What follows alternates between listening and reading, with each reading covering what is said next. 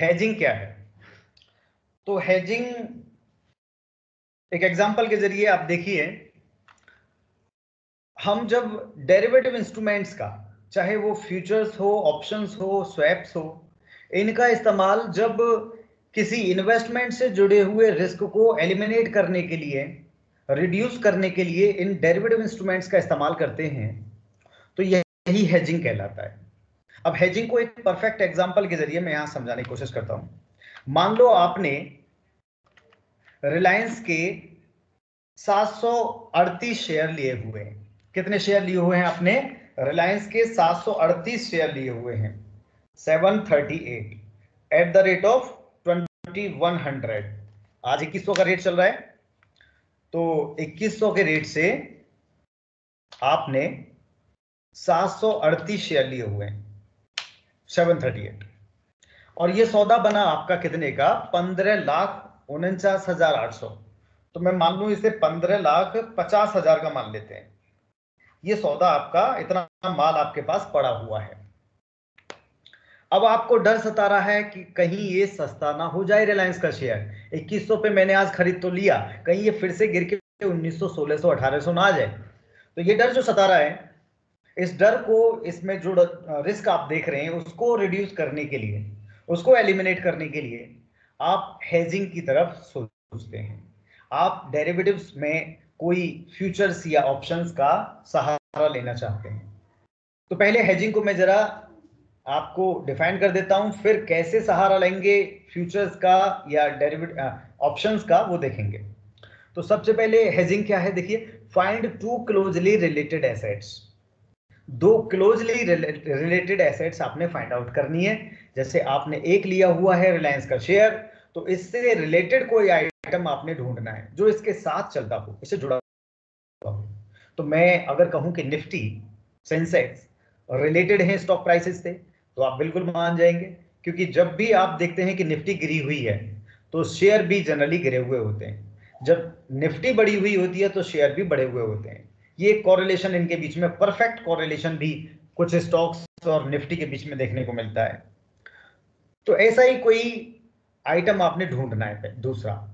तो शेयर, रिलायंस का जो शेयर मैंने लिया हुआ है या कोई भी शेयर आप देखिए, तो उसके साथ में क्लोजली रिलेटेड आइटम आप निफ्टी मान सकते हैं। तो निफ्टी आपको मिल गया। अब आपने क्या करना है? हेजिंग में क्या होता है? Buy one and sell the other. आपको एक खरीदना है और दूसरा बेचना है।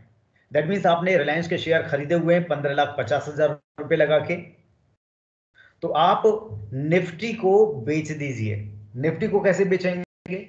एज यू नो, निफ्टी के फ्यूचर्स होते हैं, निफ्टी का फ्यूचर्स होता है, वो आप शॉर्ट कर सकते हैं।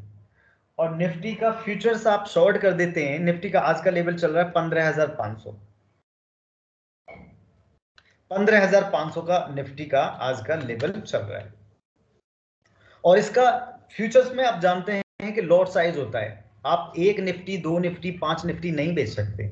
आपको एक लॉट है जो एक्सचेंज ने डिटरमाइन किया हुआ है, वही क्वांटिटी बेचनी या खरीदने का सौदा फ्यूचर्स में होता है। तो निफ्टी का आपने अगर एक लॉट बेचना है, दैट मींस लॉट साइज है 50, तो 50 निफ्टी का दैट मींस आपको सौदा करना पड़ेगा। ये तो हुआ सिर्फ 7,75,000 का सौदा। तो आपने तो करना है सेम क्वांटिटी, सेम अमाउंट का सौदा। दैट मींस 15,500 अगर एक निफ्टी का लेवल, एक निफ्टी का प्राइस है, तो आपने 100 निफ्टी बेचने पड़ेंगे। 100 निफ्टी का मतलब है 2 लॉट। तो निफ्टी के 2 लॉट आप क्या करते हैं? शॉर्ट कर देते हैं। निफ्टी के 2 लॉट शॉर्ट कर देते हैं दूसरी तरफ। और पहली तरफ आपने क्या किया हुआ है? सबसे पहले रिलायंस के 738 शेयर खरीद रखे हैं 2100 के रेट से, जिनका प्राइस भी यही 15,50,000 के पास बनता है। तो 15,50,000 का माल आपके पास प्लस है, और 15,50,000 का माल आपने शॉर्ट कर दिया। और आप जानते हैं कि ये दोनों क्लोजली रिलेटेड हैं, या कहें कि परफेक्ट कोरिलेशन है इन दोनों के बीच में। ऐसे ही दो आइटम आपने ढूंढने हैं जो परफेक्टली कोरिलेटेड हो। जितना गिरावट एक में आए, उतनी गिरावट दूसरे में भी देखने को मिले। परफेक्टली पॉजिटिव कोरिलेशन जिनमें हो वही आइटम आपने लेने हैं।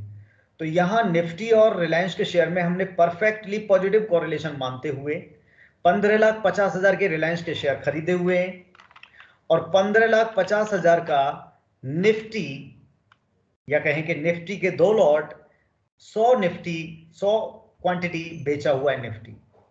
अब आप देखिए होगा क्या, कैसे ये हेजिंग जो आपने की, निफ्टी का जो फ्यूचर्स आपने सेल किया, ये आपको बचाएगा। मान लो रिलायंस के शेयर में गिरावट आती है या कहें कि 10% की गिरावट मार्केट में आती है, तो 10% की गिरावट जब आएगी तो आप देखेंगे कि यहां रिलायंस के शेयर में 10% की गिरावट का मतलब है कि 2100 से 210 रुपए की गिरावट इसमें आ जाएगी और ये 1890 का रेट आ जाएगा। 2100 से गिर के 1890 का रेट आ गया, 10% की गिरावट आ गई, 210 रुपए का नुकसान हुआ आपको एक शेयर में। और 738 शेयर आपने लिए हुए हैं तो कितना नुकसान हुआ? 1,54,980 आपको नुकसान हो गया, आपका लॉस हो गया 1,54,980 रुपए का। यही तो डर सता रहा था कि रिलायंस का शेयर सस्ता ना हो जाए, और सस्ता हो गया तो मेरा नुकसान हो जाएगा। हो गया, गिर गया, 10% मार्केट गिर गई, 1,54,980 का नुकसान हो गया। लेकिन जो आपने हेजिंग की है, हेजिंग ने आपको बचाया है। देखिए कैसे, आपने निफ्टी बेची थी किस लेवल पे? 15,500 के लेवल पे। कितनी क्वांटिटी? 100 क्वांटिटी, दो लॉट थे, 2 लॉट में 100 क्वांटिटी हो जाती है, ठीक है। तो 15,50,000 का माल आपने बेचा हुआ था, कॉन्ट्रैक्ट किया है अभी सेल करने का 15,500 के रेट से, 15,500 के रेट से 100 निफ्टी बेचने का सौदा किया हुआ है। अब होगा क्या? 10% की गिरावट आ गई तो यहां भी 10% गिरावट देखने को मिलेगी। 10% का मतलब है कि आपको 1,550 की गिरावट इसमें आ जाएगी। आपने सौदा किया था 15,500 के रेट से और 15,500 के रेट से सौदा किया था, गिरावट आ गई 1,550 की, तो रेट आ गया 13,950, 13,950। अब आप क्या करेंगे? मार्केट में निफ्टी चल रहा है 13,950 का और आपने सौदा किया होगा 15,500 के रेट से, तो आपको कितना फायदा हो गया? 15,500 माइनस 13,950, तो वही 1,550 पॉइंट का आपको फायदा हो रहा है एक निफ्टी पे। और 100 निफ्टी पे कितना? 1,55,000 का फायदा आपको हो रहा है। तो जो नुकसान आपको 1,54,980 का शेयर्स में हुआ, रिलायंस के शेयर्स में, उसकी भरपाई आप देखिए निफ्टी के जो फ्यूचर आपने सेल किया था, शॉर्ट किया था, उसने भरपाई कर दी। उसने आपको 1,55,000 का फायदा दे दिया। तो जो नुकसान हुआ उसकी भरपाई हो गई, ठीक है। दैट मीन्स आपको नेट में कोई नुकसान नहीं हुआ है। रिलायंस के शेयर में जो नुकसान हुआ 1,54,980 का, मतलब 1,55,000 का, वही आपको रिटर्न दे दिया निफ्टी के फ्यूचर्स ने। तो एक चीज आप खरीद के चलते हैं तो दूसरी चीज closely related, positively perfect correlation, positive perfect correlation जिनमें हो, ऐसी कोई दूसरी आइटम आप बेच देते हैं।